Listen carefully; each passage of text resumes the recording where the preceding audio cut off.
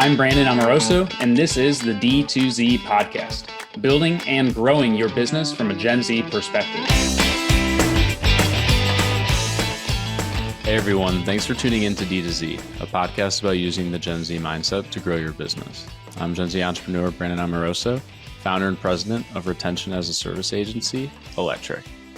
Today I'm talking with Jared Mintzlaff, a founder of Nifty Bridge, a VIP and loyalty experience app for Shopify merchants. Thanks for coming on. Thanks for having me, Brandon. Appreciate it. So before we jump into some of the things that we're going to cover today, can you give everybody just a brief background on yourself? Yeah, absolutely. So I graduated from Loyola, Maryland, for all the Baltimoreans out there. Went into finance shortly after, just did a brief stint in finance, realized it wasn't for me. Joined tech up in Boston at a company called HubSpot and was able to really see how tech companies were built and scaled. And HubSpot was an incredible company. I learned quite a bit. And I joined Klaviyo about 2.5 years after HubSpot, which for you listeners probably know, they just IPO'd this year.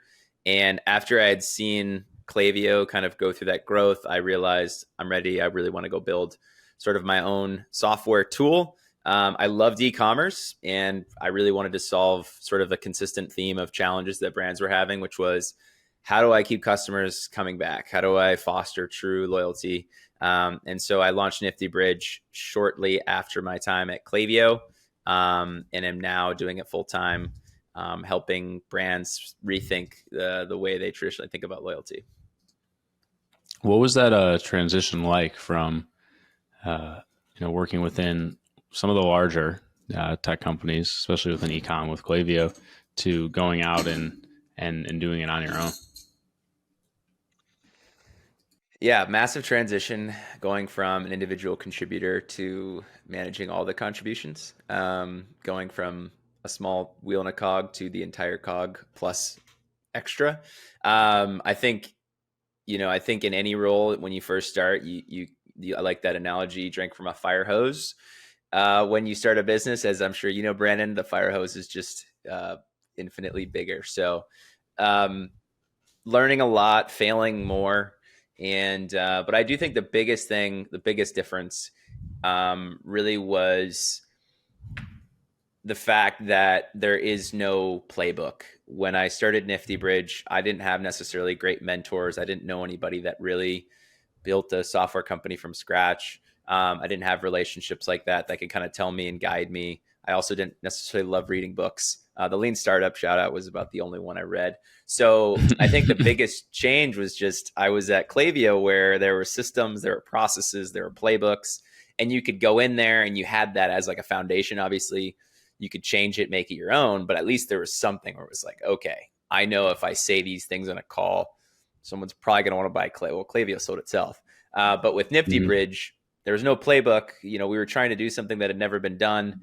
I had a vision for things that nobody was really thinking about. And so there's not necessarily something you can look at and say, hey, build this, but better. There was not that. And so that was the biggest change, was just figuring out, how do I build something that hasn't been previously built? And did you start with anybody else, or was it were you a solo founder? Just me and a ragtag group of engineers that were willing to work with a 26-year-old at the time. And do you think you would go that route again if given the choice? Absolutely not. No, I think there was a part of me that's a competitor inside of me that really was like, hey, I can do this. I take all the risk, I get all the reward sort of thinking. The reality is like, running a business, starting a company is already hard. So I don't think you get any brownie points for trying to make it harder on yourself. If you have the skill set ready to go, like if I started a new company, I think I could do it solo, but I would want to definitely think about intentionally that team I would build. But as far as for first-time founders, I definitely think if there's someone in your network, or if you can reach out to folks that kind of fill gaps in your process initially, I think it can save you years of making bad decisions, years of time, money. And at the end of the day, 10% of $100,000 is $10,000, 10% of 100 million is, 10 million. So I would think about it from the mindset of like, if I bring in the right people, this thing can be, 50 times what it can be if you just build it yourself. Yeah, no, that makes sense. There's definitely a lot of companies I look at who at least have, like two founders or three where they all complement each other very well.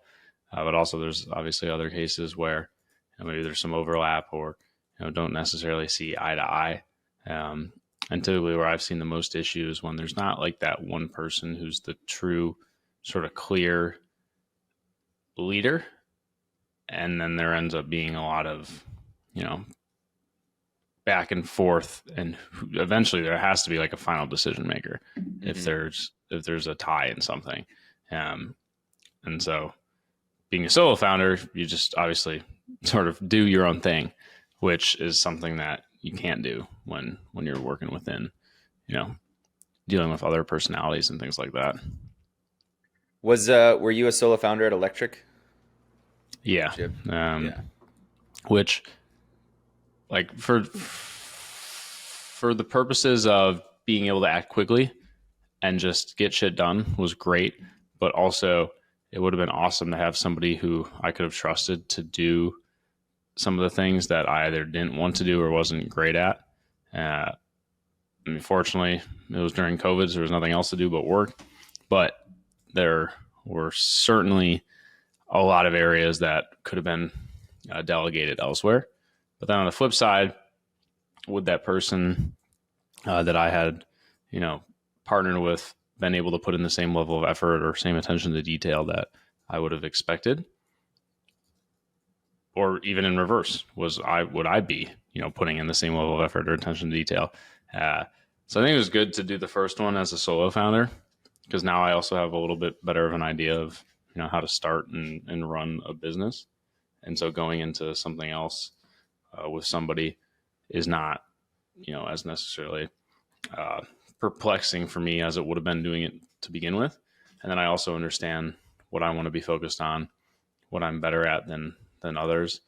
And so I'm able to better select or like choose, the co-founder, because I know what I'm going to be able to bring to the table and what I'll be able to focus on, versus when I first started, I just did everything, and there would have been no way for me to say, oh yeah, I'd prefer to do this, or oh, I'll be a better value add at this. So yeah, how often do you invite someone into your car when you don't know how to drive? I think there's probably a little bit of that apprehension in me too. When I was first starting, I had some folks that were willing to jump in the ship with me, but I think there was a part of me that was like, I don't even know necessarily where this thing's going, so I don't want to put this burden on you. Whether that's like my own personal flaws or not, but I do think that like in the future, right, if I'm doing it again, now that you know how to drive a car, you're going to be much more likely to be like, okay, like comfortable bringing people in without, severe safety measures. So yeah. Actually, I met somebody the other day who like has no license, and they're like our age. Like, how does that even happen? They like grew up in New York and then they live somewhere else and they just Uber. Wild to me, but completely I didn't have a car for this. 6 years, but I still knew how to drive. I think you should still have a license. You never know when like somebody's like hands you the keys and is like, "Hey, I need you to drive me home." Like, so it's a good skill to have. Yeah, the I don't think I'd be able to hack out a car. I just need to be able to get out and do things and have freedom and flexibility, and don't like to feel trapped. But I can see how being within like a city or something would make a lot of sense. It's such a pain in the ass to have one too. But as it relates to what you're seeing within the market, given the variety of things that have been changing over the last year and a half within e-commerce, why should a brand invest in a loyalty and VIP experience now? And then how can they do so in a way that's actually thoughtful and well put together? Because I've seen a lot that are kind of just like, hacked together, and then they don't get the customer adoption, and the brand's sort of left thinking to themselves that VIP programs don't work, but really it's more so the the rollout of it. Yeah, I think there's a few things in there that I'd love to touch on. I think the first thing is, why should you care? I think every brand, I don't care how small you are, you have people that care about what you do, that care about your mission or care about your product. And I think a lot of the times, at least in the past, the way of thinking has been, hey, once you get the customer, that's the end goal, right? Thinking of them as sort of a product of a system. You pump money in the top of the funnel, they hit the product page, then you use Klaviyo to get them to come back and sort of build that funnel, and then they become a customer. And I know for a long time, not saying that this is how it is anymore. I know brands like Electric, retention, right? But it used to be that was like the formula, and it was like, you want more customers, you dump more on the top, and then more customers come out, and customers, they just were kind of left to sit. And I think as COVID hit, everything now is there's competitive. And so like customers, if you just let them sit at the bottom of the funnel, and they're going to go somewhere else. And so I think brands should care about it, because before, the cost of acquiring a customer was so low that it was like, well, why do I bother? I already have them. Why would I even bother when I could just get another one for super cheap? Now customer acquisition cost is so high that it's like, wait, if I just invest a little bit over here, I can turn this customer into a high paying customer, potentially also getting referrals and things like that. So I think there's a shift in mindset of looking at the customer as the beginning. The good old HubSpot flywheel analogy, I think we're seeing that come into e-commerce more and more, where it's like the customer is your starting point, invest there, and they will funnel things back through the top, as opposed to dump money into the top and hope that it gets more customers. I don't remember the second question, but yeah, that's generally, I think, where I see that trend moving. I think brands are still relatively slow because nobody wants to invest in a channel that isn't super easy to attribute. And what I'm describing is not always super black and white. If I invest in a pool of customers, let's say my VIPs, and I give them exclusive experiences and products and events, right? That's money. And it's sometimes you're an agency owner, like that's not always easy to show the metrics. So I think that's hard for brands necessarily to understand. But I think as time moves on and brands start to successfully roll these things out, I think that they'll see there's a ton of value there. And then your second question, now I remember, it absolutely matters how you roll these things out. So like a transactional loyalty program that just gives you points when you purchase, I look at that as an incentive program. And those are great, and those work in certain situations, but they don't foster true loyalty because it's simply a one-way transaction. I buy more, I get more points, I spend more, and the loyalty is tied to points. So the only reason I'm going to this brand is because I have points there, so I want to spend them up. The way I think about loyalty programs is it's actually fostering like brand, it's fostering more brand identity, where people will now choose your brand over someone else because they are tied to it, whether it's emotionally or physically. And I think the way you do that is by building extremely curated loyalty programs that resonate with your customers, that walk the way you'd walk, that talk the way you talk, that have benefits that align with your core values, not sort of a one size fits all, which is also hard to get people to see because it's more time, more work. So there's different things that are working against the trend, but I do think that you'll continue to see a trend into brands, and brands that are winning right now are doing that very successfully. If I have to see one more just like random widget on the bottom left-hand corner of a company website, and that's the quote unquote loyalty program or experience, like obviously that's not going to work. And you saw that just like crazy across the entire ecosystem in 2020, 2021, even going into 2022. But then there's some brands that actually have some really well thought out loyalty programs that engender customer retention, but also give a reason to shop there versus shopping on an Amazon or shopping in store, which, for some of our clients, when they have distribution in all these various channels, there's inherently cannibalization across them. And especially when you're selling on Amazon, if it's a consumable, for example, let's say you're a coffee client, like you really have to think about what's the value prop of selling or buying from me on the D2C site versus going through Amazon, because certain products really lend themselves well to that subscribe and save component and the free shipping. And, I just this morning I ordered stuff and I got it same day. on Amazon. Mm-hmm. That's not happening with your D2C storefront. So the strategy and thought that needs to go into these is significantly greater than I think the original expectation was in the market. Yeah, I think it's hard in a world where we want turnkey point and click. That's just how we're wired, I think now, is that we want Yeah. everything to sort of be like, hey, plug it in and turn on. Klaviyo. I wanted to build my business like Klaviyo. I think Klaviyo is amazing. It's point and click. It's you plug it into your business and boom, you see revenue instantly. I thought that I could do that when I came to e-commerce with Nifty Bridge, where I was trying to create a new form of loyalty. And I realized very quickly that that is just not how it works, because if you're trying to build a system that's that point and click, it's not going to resonate with customers. People aren't going to use it. People aren't going to buy into whatever that vision is. They're not going to go to those experiences because there's a million of them. And nowadays it's about, how do you stand out? How do you let your customers hear you? How do you connect? Like me and you are connecting on this podcast. How do you make that connection when you're a brand that potentially has millions of customers? That's a challenge. Yeah.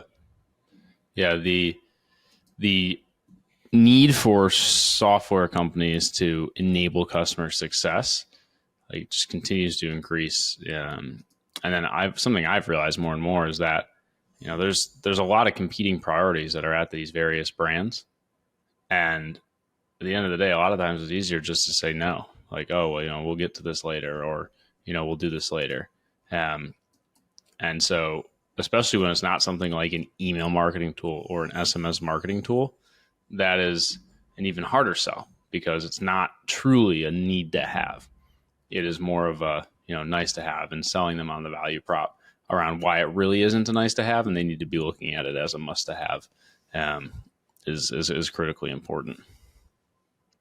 Yeah, I think if you want to know what, like, I think one of the biggest examples, and we talked about this when we chatted a few weeks ago, is the creator-led brands, right? They're starting with that. They're starting with community. They're starting with a loyalty program. Let's just call the fact that what they produces loyalty. They already have a loyal customer, not customer, but they have a loyal following. What they've produced is a really solid community, and now they can sell anything. I mean, we have creators that sell. I think I saw today someone selling. There was like a scandal or something about cookies. Someone selling cookies for really expensive cookies, but people will buy it because at the end of the day, it doesn't matter if it's a repackaged whatever it is. Feastables. I've never had a Feastable, but I can't imagine that maybe it is insanely good. But I think those creators, they can create pretty much anything as long as it's decent and they have that following of people that will buy in. Whereas if you're a brand, you don't have a community, those people are much more likely to switch if they don't like your product. And I think that's a great reason why you should be focused on that. What are you doing at Nifty Bridge in terms of like enabling customer success? Do you have agencies that you typically will work with? Do you have like an in-house customer success team? What does that look like? Yeah, no in-house customer success team. We're still pretty young, so my hands are very much involved in all of our customer launches, especially because as our customers, when we win, we want these programs to succeed, obviously, because that's our company. As far as like how I support our merchants, I think I try to do as much as I can in the initial phase. Like I like being involved throughout the initial ideation and through the launch. I think that's what works best, as opposed to in software, traditionally they're coming to you when they're ready to hit go. I've found that doesn't always work as well for these things. We can obviously do it, but I think it works well when you're even considering like, hey, we're thinking about loyalty. Let's talk to Nifty Bridge. Let's have these conversations around how can we enable these experiences? How can we foster that sense of community? So I think for me, I try to get as hands-on as I can, because every single company is different. Every story is different. And the experiences and benefits that you want to offer need to feel curated, even if it is like we at Nifty Bridge have a box set. Because every time we talk to a brand, they say, hey, we want to do more than discounts. And I say, okay, great. Here's like the box set, pick and choose, but let's make those feel curated in the sense that like, hey, if we are going to get an exclusive product, let's make sure that exclusive product is like really resonates with your top customers. Let's make sure that it's actually something they love. If it's early access, let's not give them early access to a product that doesn't sell out anyway. Or even like, I think that's actually, like, as I say it, it sounds silly, but a lot of brands, I don't think necessarily think about that idea of like, let's just not slap a sticker of benefit on something if it's not a benefit to your customer. So I enjoy it. I get to, be involved from an early standpoint. Obviously, not every brand we work with is super, hey, let's curate every little thing. There's obviously some things we can do out of the box, but I think the best examples, the Melbourne Golfs of the world, the Dr. Dabbers of the world, they are ones that truly understand that this isn't something that you can just slap on. It needs to be intentional. And the upside of that, though, is when it is built, the results are really incredible, because now you're building almost like a brand within a brand. Your loyalty program can become almost as lucrative as the product itself, which is pretty crazy. Yeah. What are some of the metrics that you see around customer success, like one that's thoughtfully and successfully deployed? Is retention, LTV, are those typically the the metrics that are being impacted positively based because of this? Yeah, definitely things like CLV, AOV, higher referrals for referral rate is a big one. Um, Usage of benefits and activations. I think those are the key ones we look at. And to be completely honest with you, like, I think we're still trying to figure out what is the myriad of, like, how do you form a complete picture of, hey, your loyalty program is succeeding and here's the 12 reasons why. I think we're still trying to figure out all those metrics, and I candidly don't have all of them, but the big ones are the ones I mentioned. Customers are spending more, they're coming back more, and they're telling their friends more. I think those are the biggest three that we see. Yeah, no, that makes a lot of sense. And I feel like part of what will be interesting for these brands moving forward as they roll out these these loyalty programs is figuring out how to be able to test into them what does and doesn't work, because a lot of the times I still see too many assumptions being made versus let's try out this particular gift, or let's try out this particular incentive in a particular cohort and then see if it actually works or not, versus let's just assume. And that translates over into a lot of other things within e-com as well. Not having a testing mindset or philosophy is not the way to, or the path to success. And I've had brands say before, oh, we'll just make the whole website different and then run it for a week and then we'll change it back and that'll be our test. Like, that's not really how it works. And then Google Optimize is not a thing anymore, and so there's a gap in the market there for a solution that is cost effective and allows brands to test and iterate and actually be able to prove out meaningful differences and they're statistically significant. But what's like an ideal customer size for you where it makes sense to invest in this? Because if you don't have enough customers, obviously there's very little reward that's going to come from it. Or do you think that the framework already has to be in place before you try and scale your business? Yeah, this is a good question. I think it's challenging because whether Nifty Bridge works with you or not, that's different than if you should have something.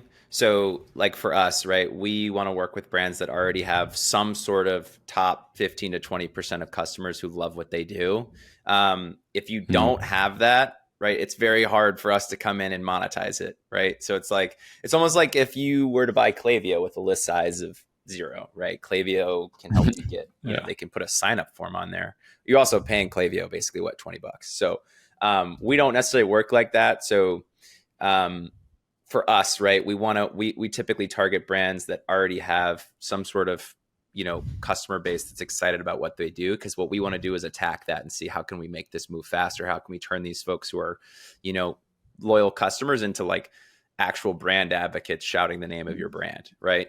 Now, that doesn't, so I say this as, that doesn't mean if you're a small brand, you shouldn't be thinking about this super intentionally, because you should.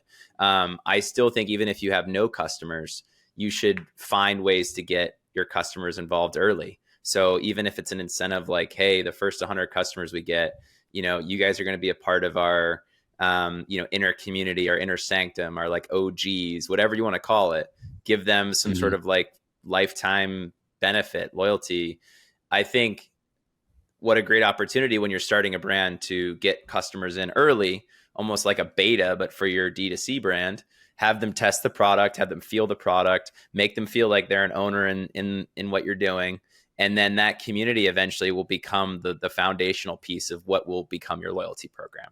So I say that the answer to that is Nifty Bridge. Obviously, we have a target market, but I think every brand listening to this, even if you're just starting out, should be thinking super intentionally about how do I build the foundational pieces of a community and of a loyalty program so that when I do scale, right, I have those pieces in place. When people love what I do, it's like they're not saying, oh, where do I go now?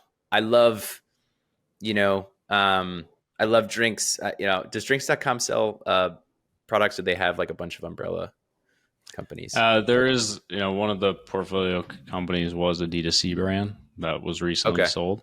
But yeah, so anyway, but the worst thing that can happen is somebody goes, I love this brand, like I want more of it, and they have nowhere to go. So at least, even if you're just starting out, give them a SMS form. Like at the very least, they fill out, you get their SMS number, they're marked as VIP. You have one of them. Who cares, right? There needs to be that structure in place from the very beginning. No, that makes sense. And is something that I think often goes overlooked in other channels as well too. Not having some of the basics in place. But then it's also, I've seen some storefronts where they aren't that large yet, but they still have like 70 apps. Like, how did you end up with 70 different apps already? So not everything is truly needed to begin with. There's an ability to sort of slow roll it. But what about the wheel? What about the wheel? They need the wheel, the spin to win. I hate that thing, but it works. Yeah, no, it definitely does. It's so annoying. I don't. That's no shade to any brands using the spin to wheel. It definitely works. I just think it's funny because like it's like this one little app on every store. Like even big brands, I'll see like the little spin to win wheel. So, well, I mean, if they are using a spin to win, they're probably have pretty great results from it, because anytime we've tested it, the spin to win wins. Otherwise, like I would never use it. And I still know people who refuse to use it for their brand, even though they know it performs better, which to me is crazy. Like, you can't be a data-driven company if you literally get data results and you're like, no, like this is, no, I just don't like it though. I can understand I think some brands, I can understand it if they feel like it cheapens the feel of their company. Like if they're super intentional about like, I don't want any discounts. I want everything to be this sort of, I get that. But a lot of the brands I think that have a problem with it are going and doing the same thing just in the next step. So I don't know. I think for some brands definitely makes sense. But other brands, they're like, oh, no, we're not, that sort of transactional. We don't do that. We don't believe in that. But then the very next page, it's like, sign up for, give us your SMS number so we can, it's like, okay, come on. It's the same thing. We're all playing the same game. You got to make a choice at some point. What do you think? And one last question I have for you is around community, because I've been hearing more and more about, brands that have a community or, a Facebook group or whatever it may be. And for me, the vast majority of them don't actually have a community, but everybody loves to talk about having a community. What are some of the ways that, loyalty, VIP programs can elicit stuff like that? Yeah, I personally am not I know I've said community a whole bunch because it's just such a huge term though that I don't necessarily like it that much because it gets overused. I think when it's used appropriately, I think it's great. But I think when you slap the term on community on any group of people, I don't know that that's the case either. Like if you bring together 100 people, put them in a room and call them a community of people, that's not necessarily true. Like I think there's an element of community that's tied to interests or tied to shared values or shared love for something. And that's the key piece, is that there's a connection between those people. That's what makes a community. So I think when you're thinking about building community, it's how do you allow for people to connect with each other or connect with the brand? how do you build those connections? Because that's ultimately what makes up a community. Is you can have a community of one person if there's a connection between that person and the brand. So to answer your question, I think loyalty programs, right? I think about it as all of the connections that you can facilitate with your customers that build that sense of community. And a lot of the times, connections are not discounts. When somebody goes to checkout and gets a 20% discount, I don't necessarily know that you can form a community around a shared passion for 20% discount. Actually, I say that you probably can, so I shouldn't say that. But I think true community is formed from connections that are deeper than that. So a connection like an event is amazing. I was out in LA for one of the Melbourne golf events, and on their hats, it says for golf lovers and health seekers. And really what they've done is they bring people together that have a shared connection for golf and health, and they let them meet each other. They let them experience each other. And that's really what drives community, is like that shared experience. So it shouldn't just be a discount. It should be, hey, are there events that we can have? Hey, is there a place where these people can go and chat with each other? Like we're now doing, we're building this basically an API where we can plug a chat, like a curated gated chat for your top customers within your app or within your store. There's the ability to take your community and put like an Apple Pass where then they can go to different events and scan in and feel like, hey, that's a connection point. Every time I scan, that's a connection with someone. So I think that's where loyalty programs can really step in, is finding out how can I facilitate these connections between the brand and the customer and the customer and the customer as much as possible. How can I track that? I think those are the best types of software to use. I don't know if it's kind of all over the place, but yeah, that's what we try to focus on is connections. No, that makes sense. And it is a broad term. So, there's a couple of those buzzwords that float around e-commerce that I think are overused for sure.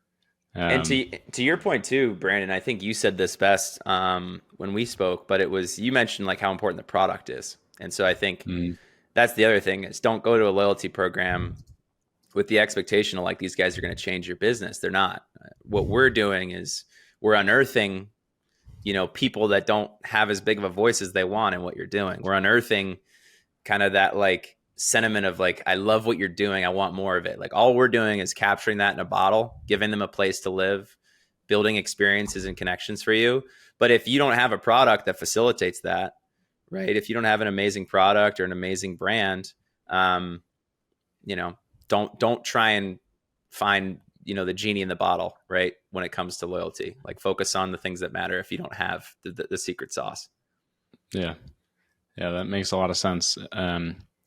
So one last question I have for you, going into Black Friday, Cyber Monday, obviously too late to, set up a loyalty program and create a VIP experience, but what are some of the things that brands should be doing or need to do to still, generate the results that you could expect from, doing something like that?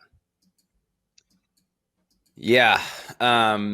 Definitely don't try and launch a loyalty program in 2 weeks. But what are some things they could do? Well, I think the easiest thing you can do is set up a foundation for a program and for a community. And that's just like the most basic form, an email list or an SMS list, like at least, and I think most brands are doing this. So, but at least have some place where after they buy from you for the first time, or after they buy from you, if you haven't done this already, is let them know that like you want them, like this is just the beginning, like have some sort of welcome email that isn't just introducing them to the product. Because I see a lot of welcome series flows. I worked at Klaviyo. Welcome series are great. But introduce them to like what you stand for, who you are, like how do you walk, how do you talk, get them excited about that. Yes, the product is the foundation, but also let them know that there's more than a product. Tell them what you believe in. If you're a founder-led brand, share in that founder experience, share in whatever it is that led you to create it. Get them to buy into that sense of like, hey, wow, like I don't just love your like apparel for athletes. I love the fact that you guys started out of a basement and your goal was to like really help athletes that were underdogs, that had a chip on their shoulder. Tell that story and then get them to be a part of some sort of, whether it's an SMS list or an email list to start with, and frame it around like, hey, this is our VIP program, or hey, this is our community. We want you to be a part of it. As far as like where the community lives to start, it's tough. I mean, Facebook is great, but it can be challenging for brands because I know not everybody's on Facebook or not everybody's on Instagram. So I would encourage them to then follow you on whatever socials you live on, and have that sit there until you can actually go out and say, hey, for all the people we said that, hop on this journey with us, we now have a place for you to live. We now have experiences and events and things you can go to. And that's where you can start to supercharge it. But I would say at the very beginning, at least just have some sort of way that you're letting people know, hey, if you want more, do you want to be involved in what we're doing? Here's a way, here's somewhere you can go. Yeah, at the very least, having some of the basic retention stuff set up in place to maximize, all those new customers that you're going to be acquiring. And it's typically a lower, margin period for brands because of all the discounts that are getting thrown around too. Mm-hmm. Yeah, and not making it just about, hey, we want to sell you more stuff in 6 months, right? It's not. I see that a lot where it's like, hey, stay up to date for the latest drops, and it's great. But I feel like we can do better at helping brands message around, yes, we're going to try and sell you more product in the future, but really what we want is for you to become more active in what we're doing. Feedback.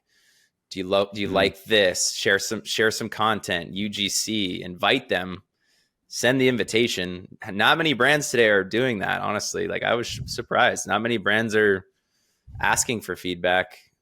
So, I think that's where you start, is just like change your mindset a little bit. Yeah. And something I talk about a lot is, just like talk to your customers, like actually talk. Have I don't know, anywhere between a 3 to 5 calls, a week, a month with your top and worst customers, and see, what are we doing well? What are we not doing well? And you'll be shocked at how much valuable feedback you can get by doing something like that. That's really good. Yeah, I love that. Especially for like, the newer startups or, more founder-led brands. It's a great way to be able to, help shape the way that you're thinking about structuring your business moving forward. Yeah, I think. Go ahead. No, go ahead. I was just going to say, it's easy to, like, as a founder, it's easy to get wrapped up in like, I'm not growing fast enough. I don't have enough customers. Appreciate, and I've had to learn this, but like, appreciate where you're at, because you have time. Go spend it with your customers, get to know them deeply, build with them. The growth will come if you're doing things the right way. But if you have, if you're in a season of like, hey, things are slow, we're Black Friday, our customers aren't, things are kind of, you're trudging through mud, it feels like. Great. Use that time of like, kind of, maybe it's not stagnation, but like, go talk to your customers. That's actually a great season to be in, because you can really focus on building whenever that growth comes next. You want to make sure that the product is exactly where it needs to be, that you're talking about your product in the exact way it needs to go to market. So I think as a founder, enjoy that. I've had to learn this, but enjoy those moments of having time where you can get to know your customers deeper. Yeah. And those are some of the most fun parts, because, all I do is hop from call to call now, and barely ever get to do any real work except like on the weekends. So I miss the days of just getting to sit there for 8 hours and working without getting bothered nonstop by, X problem or whatever else is going on. But that's neither here or there. But thank you so much for joining us. Before we hop off, can you let everybody know where they could, find you online or get in contact with you? Yeah, niftybridge.com. If you want to take a look at what we're working on, we've got a new website coming soon, so maybe don't check it out just yet. And then on LinkedIn, you can always find me. I try to get back to most things. I think, Brandon, you mentioned LinkedIn's kind of a nightmare with DMs. But Instagram actually is a little bit cleaner of a place too, if you want to hit me up. But always down to talk e-commerce, loyalty. We have a podcast as well. So get in touch. And thanks, Brandon. Thanks so much for having me. This was fun. Awesome. Thanks for coming on. As always, this is Brandon Amoroso. You can find me at brandonamoroso.com or electricmarketing.com. And we'll see you next time.